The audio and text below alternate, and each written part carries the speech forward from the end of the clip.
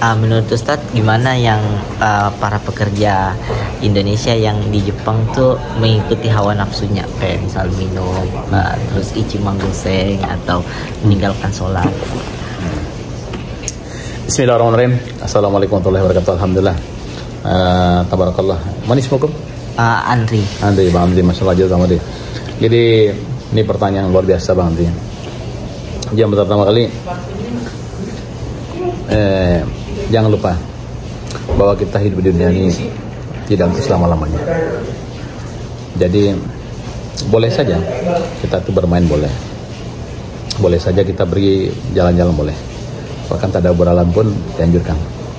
Tapi kita jangan sampai terlena dengan kehidupan dunia ini sehingga menjauhkan kita daripada perintah Allah SWT.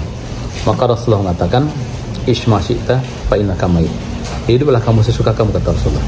Tapi ingat bahwasanya kamu pasti akan mati, kata Rasulullah. Jadi kenapa semua yang kita lakukan di dunia ini, termasuk kami pribadi kita semuanya akan minta pertanggungjawaban Allah SWT.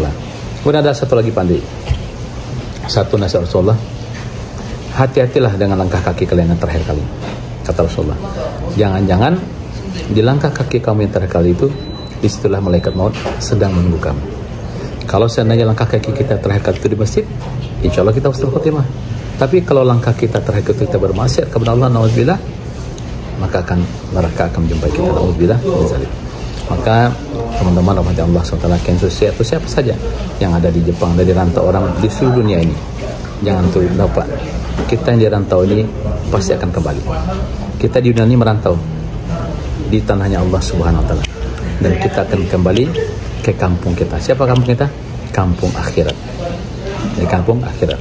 Maka kalau merantau harus memikirkan bahwa kita akan kembali lagi ke kampung kita, yaitu kampung akhirat. Mungkin ada yang pulang ke Indonesia, pulang ke berbagai macam negara, tapi jangan lupa kita pun akan pulang ke kampung kita yang hakiki, yaitu akhiratnya Allah Subhanahu Wa Taala. Kemudian orang berapa lama pun dia merantau, bekerja di luar negeri, mencari nafkah, kalau dia jauh daripada perintah Allah SWT, dia tidak akan berkah rizkinya. Maka dia mati-matian pun dia bekerja, uangnya akan ngumpul. Ada aja keluarnya uang itu. Uang itu akan keluar dengan caranya dia, ya kan?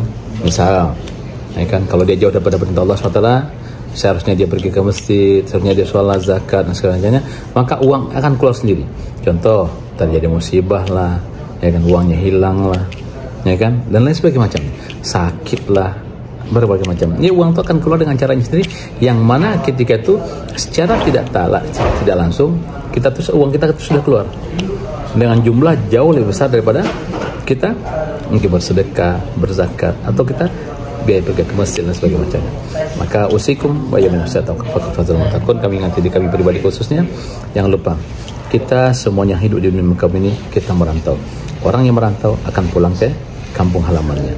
Kita yang di rantau ini persiapkan diri kita, hati-hati kita di rantau, insyaallah kita akan kembali ke kampung akhirat dengan selamat dunia dan akhirat. Amin ya. Ustaz, pertanyaan terakhir. Siap. Menurut Pak Ustaz, gimana yang soal kabur aja dulu, apakah setuju? Kabur aja dulu, apakah setuju atau? Gini, sebenarnya kami tidak menyalahkan teman-teman yang kabur, tidak, ya kan? Karena apa? Mungkin ada faktor di dalamnya. Salah satu faktor tekanan, ya kan, faktor misalkan mungkin nilai kurang dan lain sebagainya, mungkin gaji kurang dan sebagainya. Tapi intinya adalah kebahagiaan seseorang itu tergantung seberapa besar syukurnya dia kepada Allah. Kalau gaji sekarang 100.000 yen, ya kan? Tapi kalau dia makin beribadah kepada Allah, dia bersyukur, Allah akan tambah.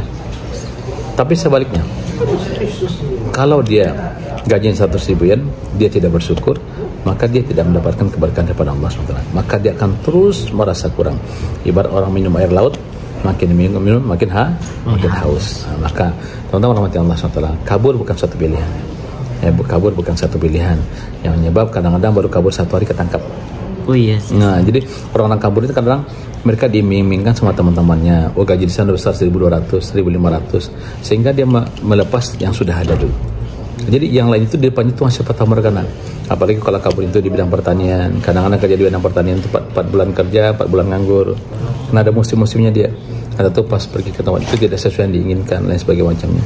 Maka teman-teman ada kadang-kadang yang diinginkan kerja segala macamnya itu kadang yang namanya kabur ya. Yes. Hidup di kewas-wasan, kejumpa polisi seperti jumpa malaikat maut. Dalam arti kata lah, ketakutannya luar biasa. Yes. Nah itulah akhirnya temperamental lah, mentalnya kena lah segala macam. Jadi itulah teman-teman Allah SWT. Sekarang di Jepang tuh ada Toktegino. Ada program Toktegino, ada program Sanggo. Ya dulu ya kan ketika kita magang nggak ada, hanya ada anak yang sukses saja 3 tahun selesai. Ya. Sekarang udah tambah 2 tahun lagi Sanggo kan. Ada Toktegino berarti bisa 10 tahun di Jepang. Kalau antum bersabar dengan kajian selama 3 tahun dulu bersabar, bersyukur kepada Allah SWT. Mungkin antum ketika Toktegino Allah memberikan lebih mungkin. Nah, kemudian sabar lagi, ya kan mungkin dengan mungkin dapat TG2 lah, sehingga lebih besar lagi. Oh, berarti ke Jepang kerja bisa merubah ekonomi dan jangan lupa agama ya? Ya benar. Ya. Saran terakhir untuk para anak muda, Ustaz. Anak muda. Maksudnya yang mau merubah ekonomi terus. Jadi, saran pada anak muda adalah innal fata man yakunu ha anada wa laisal fata man yakunu kana abi. Jadi anak muda itu adalah yang mengatakan ini aku, bukan ini bapakku.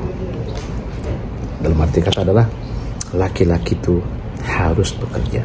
Harga diri seorang laki-laki itu ada di keimanannya dan di pekerjaannya. Harga diri seorang laki-laki. Laki-laki itu kalau dia beriman kepada Allah SWT, derajatnya yang ke Allah SWT. Kalau dia bekerja, dia akan yang oleh Allah SWT. Maka Rasulullah mengatakan ittaqillah haitsu kunta wa atbi sayyi'atal hasanata tamha wa khaliqin nasi bi khuluqin hasan. Bertakwalah kamu di mana kamu berada, ya kan? Dan pergaulah manusia dengan akhlak yang baik. Maka laki-laki itulah ini saya orang Islam, ini saya bekerja, inilah saya akan jadi seorang anak muda yang tangguh. Itulah laki-laki yang sebenarnya. Tangguh imannya, tangguh ekonominya. Contoh Pandri ya? Makasih. Contoh Pandri nih. Contoh Pandri ya?